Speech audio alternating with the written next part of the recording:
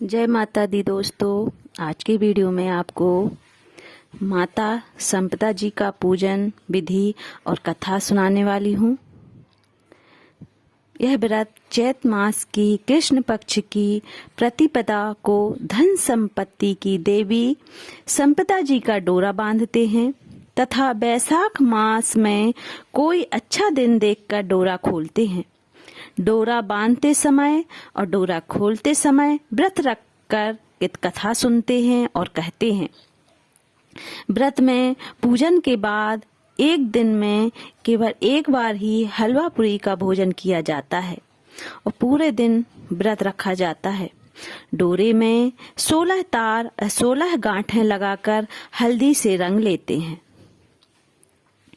तथा संपदा माता जी अर्थात लक्ष्मी माता जी की पूजा करते हैं। कथा इस प्रकार है। हमारे देश में एक राजा हुआ करते थे नल। उनकी पत्नी का नाम दमयंती था।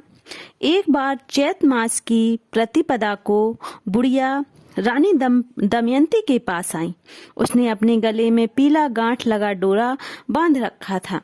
रानी ने उससे डोरी के बारे में पूछा तो वह बोली, यह संपदा का डोरा है। इसके पहनने से घर में सुख संपत्ति की वृद्धि होती है। रानी ने भी उससे एक डोरा लेकर अपने गले में बांध लिया।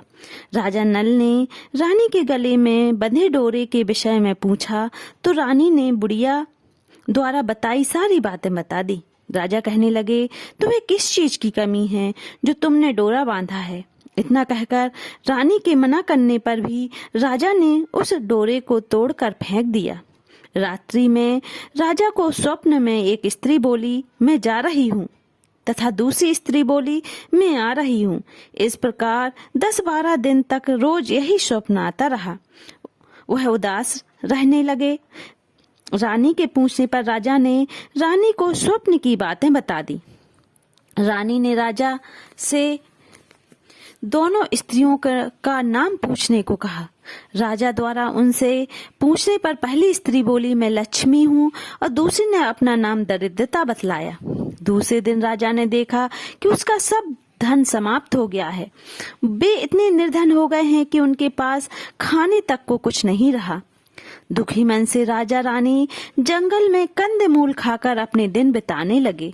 राह में उनके 5 बरस के बेटे को भूख लगी तो रानी ने राजा से मालिन के यहाँ से छाछ मंगा कर लाने को कहा। राजा ने मालिन से छाछ मांगी तो मालिन ने कहा, छाछ समाप्त हो गई है। आगे चलकर एक विषधर ने कुंवर को डस लिया। आगे चलने पर राजा 2 तीतर मार लाया। रानी ने तीतर भूने तो तीतर उड़ गए।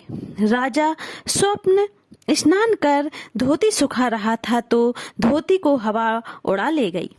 तब रानी ने अपनी धोती फाड़कर राजा को दे दी।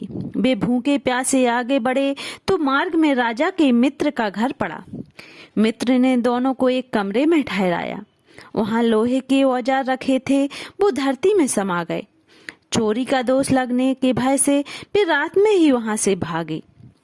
आगे चलकर राजा की बहन का घर पड़ा। राजा की बहन ने उन्हें एक पुराने महल में ठहराया।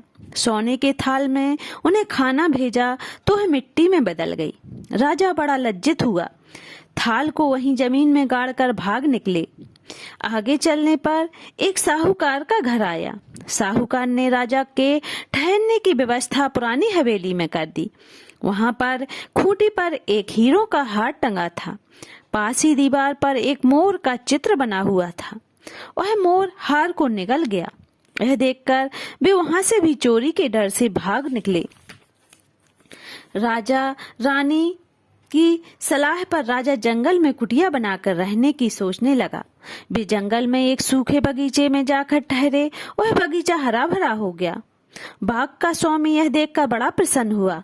स्वामी ने उनसे पूछा, तुम दोनों कौन हो? राजा बोला, हम यात्री हैं, मजदूरी की खोज में आए हैं। स्वामी ने उन्हें अपने यहाँ नौकर रख लिया। एक दिन बाग की स्वामिनी बैठी बैठी कथा सुन रही थी और डोरा ले रही थी। रानी के पूछने पर उसने बताया कि यह संपदा का डोरा है। रानी ने भी कथा सुनकर डोरा ले लिया।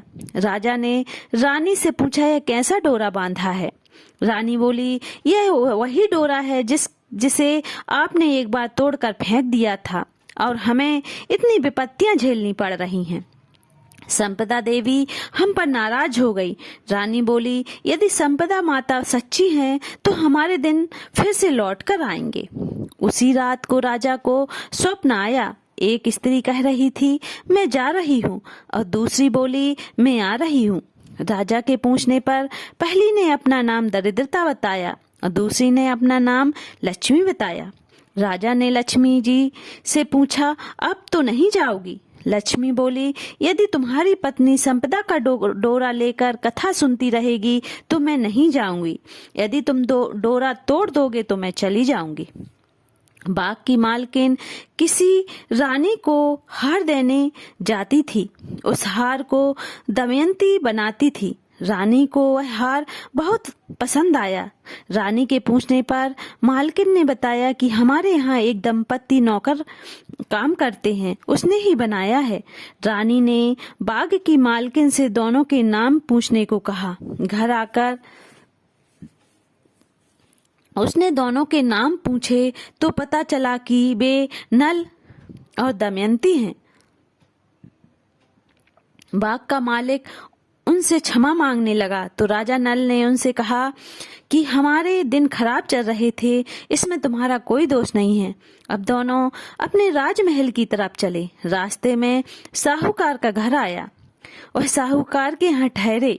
वहां साहूकार ने देखा दीवार पर बना मोर नौलखा हार उगल रहा है। साहूकार ने राजा के पैर पकड़ लिए।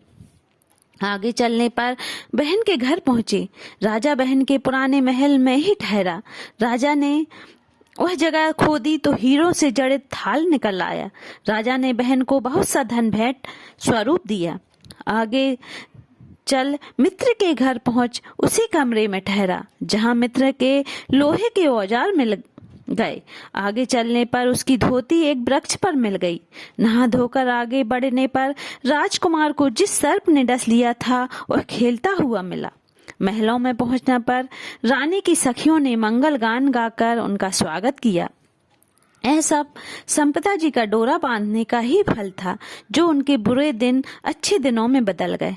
ऐसी है संपदा माता, हमारी लक्ष्मी माता।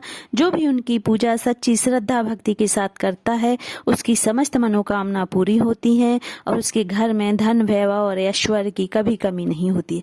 जय संपदा माता की।